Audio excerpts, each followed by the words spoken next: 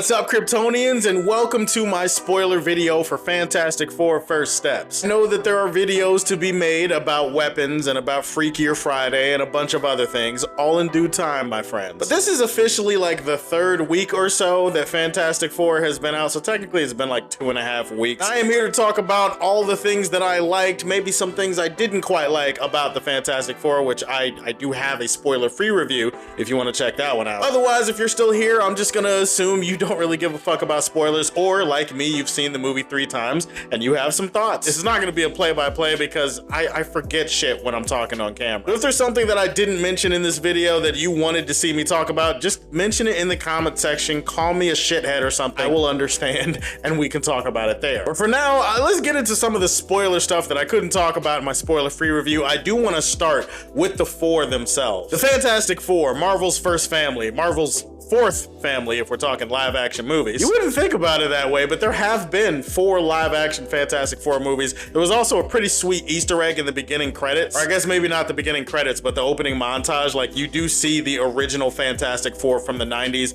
in that movie that never got released. I'm pretty sure they were construction workers and they were like, thank you, Fantastic Four. Like, it's if you rewatch the movie, you'll see what I'm talking about. But I do love this version of the Fantastic Four more than any other version, and specifically because I love the character dynamics and the way that they interact with each other. Reed and Sue have always been like the co-leaders of the group, it feels like, and they kind of in this movie have to balance being the brains and the heart of the group, which is how it should be. Starting with them in their house where Sue finds out she's pregnant, their reaction to the whole thing is very wholesome. There's also that scene where she's obviously a few months have passed, she's more pregnant now, and he's trying to test the baby, and she uses her powers on her stomach. She bends the light around her stomach where she usually turns invisible, and she shows inside like an x-ray to her stomach, and you can see the baby. This is the first movie we've seen where it depicts them as parents as well as superheroes. We go from wholesome scenes, we go to the emotional scene of like Sue giving birth on the ship when they're traveling at light speed trying to make it back to Earth after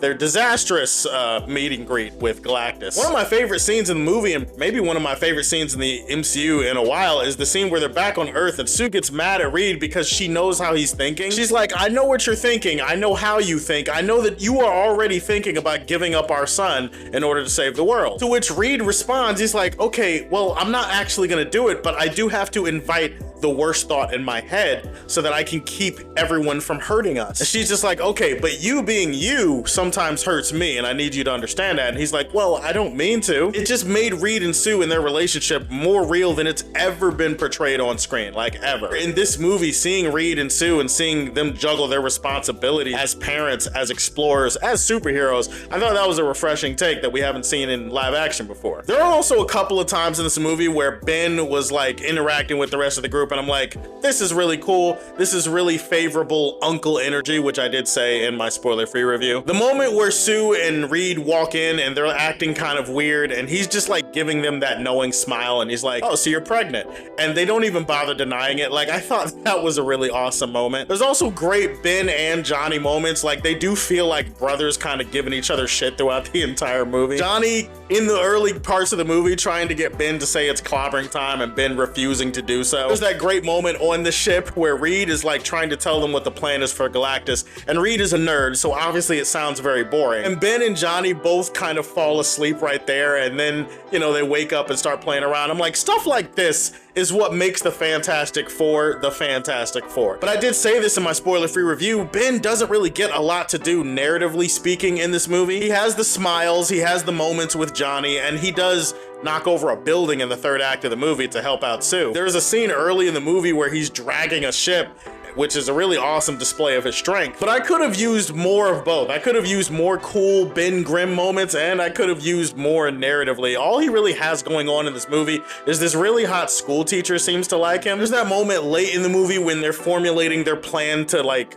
transport the world to a far-off universe so that Galactus doesn't find them. He goes to this chick whose name I'm not remembering at the moment, and he's just kind of like, hey, wanna fuck? And she's just like, I mean, yeah, sure, okay. To which I have obviously some questions. I'm just like, how hard does this chick like it? And also, like, is she prepared for her coochie to become the equator? Granted, these are the kind of questions that I used to ask about Alicia Masters and Ben when they get together, but since she's not here in this movie, we just have her. And again, they don't really go anywhere with this. And I'm kidding, Ben didn't actually say let's fuck, but that's basically what he was there for. He was just like, hey, I came here tonight to hang with you. And she's just like, oh my God. And you could hear the gushing.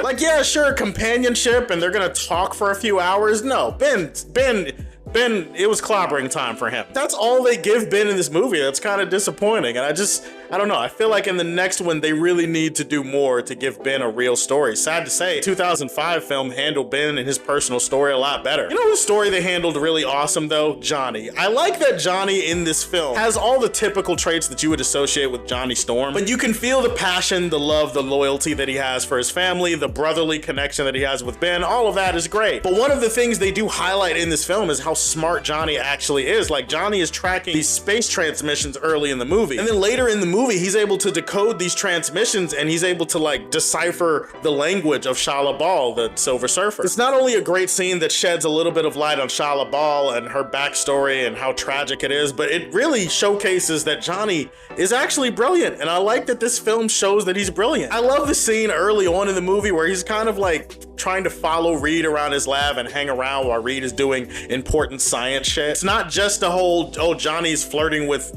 like, well, okay, he was flirting with Silver Surfer throughout the movie. When she first visits Earth and then she flies up and he flies after her, and then he grabs her board when he's like at the edge of space and she looks at him, it's been said that Johnny fell in love with her because he saw the look of his face reflected in her face and he fell in love with himself, to which I would say, yeah, that does sound like Johnny Storm. Way to showcase that the Fantastic Four is not just Reed's brain. Like, Reed is the smartest man in the world, but the entire group is really smart. Speaking of Shalla-Bal, I really love Julie Gardner. She'll always be Ruth to me. And I'll always have some salty feelings about what happened to Ruth in the final season of Ozark, which, if you haven't seen Ozark, please go watch Ozark. But she was great. I love her design. I love the way that she moved. I love the moment in space, like the space sequence. The sequence where Galactus is like, give me your baby. And they're like, no. And then they run and she chases after them to try to steal the baby. There's a great moment where they're traveling and then she like jumps into light speed, into warp or whatever with them. It reminded me of a moment from Star Trek Into Darkness. I don't know if you guys remember that movie, but it's when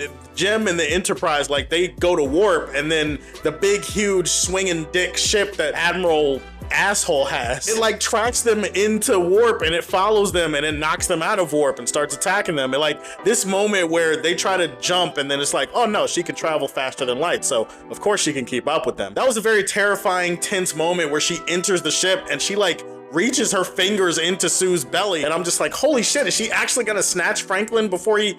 Oh, okay, they got away. Oh, thank God. Johnny does decipher her language, and we do kind of see a brief flashback that shows her with her daughter on her planet and how she got recruited / kidnapped by Galactus. I feel like we needed a little bit more. We needed a little bit more context. This scene felt a little bit too vague, a little bit too short for me. I would have preferred that we actually spend like 5-10 minutes getting to know her on her planet and seeing how her people see her, seeing what kind of scientist she was, seeing more of her relationship with her daughter. Instead, in the movie, it's just kind of like, hey, you had a daughter. Hey, Galactus showed up. Hey, you're the Silver Surfer now. And that was it. And it was like a 3-minute thing. And I'm like, okay, but I would have wanted to stay here a little bit longer. Just like Ruth and Ozark, killing or cutting off the legs of one of the best characters in the show just to push forward the narrative and the plot for the real antagonist, Galactus, or the birds in Ozark, but Galactus for this movie. Speaking of Galactus, I praised everything about him in my spoiler-free review. His voice, his appearance, like the first scene with Galactus is the epitome of epic. I suppose we should just be thankful that he's, you know, an actual Galactus entity and he's not, you know, a weird, vague image in a cloud. You can tell us to get over it all you want. We are never gonna forget that shit, and I'm gonna make sure of it. It's kind of funny, when you think about Galactus, you think about his ship, like he does come to Earth and he's walking through the streets, he's knocking shit over. It does give you that big cosmic dick energy, like if that's what they were going for, kudos. But it does make you sit back and think, like, couldn't he have just beamed the baby from his ship? Like, couldn't he have just parked the ship in orbit and then beamed the baby? I mean, he beamed their ship earlier in the movie. I mean, yeah, I get it. We needed a big Galactus versus the Fantastic Four thing. I get it, but it's just, I don't know. I feel like he could have just beamed Franklin up from orbit. I know people complain that the Fantastic Four are able to defeat him or whatever. Or I guess by defeat, like that means strand him on the edge of the universe with no ship. And I'm just like, guys, I don't think you realize who the Fantastic Four, generally speaking, are. These guys deal with galactic and cosmic threats all the time. Like when you think of the Fantastic Four, they are basically the cosmic side of Marvel. I know you guys are thinking, oh, Avengers level threat, but like, get that shit out of your mind. The Avengers kind of suck. I hate to break it to you. Avengers level threat, the Fantastic Four deal with that shit all the time. Like, this is just another Tuesday to these assholes. I will say there's been a lot of discourse about Galactus and him stretching Reed, and like a lot of discourse about how Reed and his powers were depicted in this movie. To which I would say, yeah, I think that's a valid complaint. I don't think that they use Reed's powers in the most inventive or creative of ways. I will say that being stretched by a cosmic level god against your will, I'm gonna give the guy a little bit of slack on that. I've seen Reed get stretched against his will in the comics, and it is kind of a painful experience for him. Having said that, I feel like the only reason I'm okay with how they depicted Reed's powers in this one is because I feel like they depicted his brain as being a superpower. Reed's best ability is his ability to think. Like, they made him feel like the smartest man on Earth, and that's why, for this movie at least, I'm kind of okay with them downplaying his powers. It could be that Reed just simply has not had the time or the inclination to test his abilities yet, even though he's been Mr. Fantastic for 4 years. Maybe the next time we see him, he'll have tested himself and he'll have pushed himself beyond his limits, and we'll see him doing more cool shit. I feel like at that point, it'll become a more valid complaint. Also, people bitching about Sue using the Force to push Galactus into this wormhole is like, again, you guys don't realize who the Fantastic Four, specifically who Sue Storm is. Sue Storm is a badass. Sue Storm is easily the most powerful member of the Four. She's one of the most powerful superheroes in comics, and also her baby was being threatened. And I don't know if you guys have heard like those folklore superstitions. Those superstitions that you hear about women when they're trying to save their baby, save their child, are capable of like superhuman feats. Like, have you ever heard about a woman who's trying to save her baby and she's able to lift a car to save her baby? Like,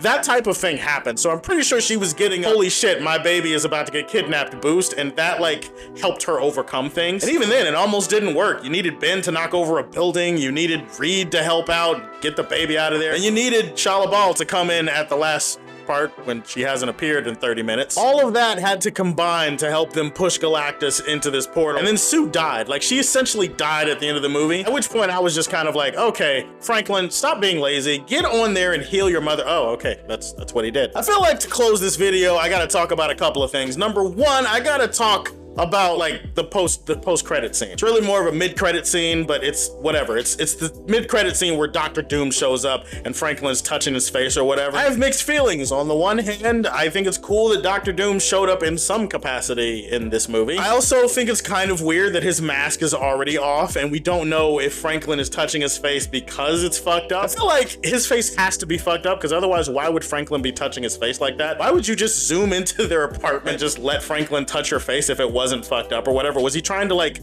show Franklin he can be trusted? I feel like a better way to showcase Doom would have just either show him with his back to the camera or show him facing the camera in full mask, in his full getup. I'm also kind of mixed because how are they going to connect this scene to the scene that we saw at the end of the Thunderbolts? If you remember the end of the Thunderbolts, I mean, when it's a year later, the Avengers, or the new Avengers as they're called, are looking into space. They pick up a transmission and they're scanning and they see a ship enter their atmosphere, and it's the Fantastic Four. Well, how does that scene connect with the scene at the end of this movie? I don't know. It doesn't really make that much sense to me. I suppose we're gonna get another mid-credit scene in Spider-Man Brand New Day that's gonna somehow bridge and connect these scenes, or they're gonna spend the first 10 to 20 minutes of Doomsday next year doing that. I don't know. It just feels like a bit of a weird, out-of-place sequence of events, don't you think? I also do kind of want to compare Superman and Fantastic Four really quick. Not that I'm comparing them as overall movies. I feel like that's a subjective thing, obviously, but I feel like both movies kind of downplayed the stakes at the end of their movies, and I do think that is something that I hope doesn't become a regular thing in comic book movies nowadays. I mean, in Superman, there is something that is literally splitting aside a city and like causing buildings to crash and stuff, but they don't really focus on the people that are supposed to be in danger or in trouble or whatever. We don't really cut back to the citizens. We don't know how many people died or if anybody died. I'm assuming people died during that whole thing. But we don't focus on that. It's not the focus of the movie, and in that sense, it makes you feel like the sense of danger is being downplayed. And in Fantastic Four, they basically got over that issue by just